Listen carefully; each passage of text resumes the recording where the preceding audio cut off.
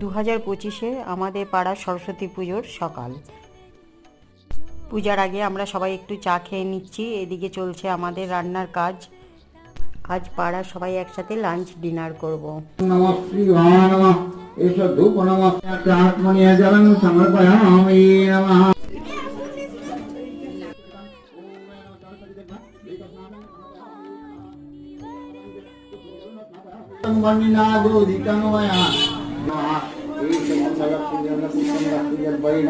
Peer ছেলের হাতে খড়ি হচ্ছে।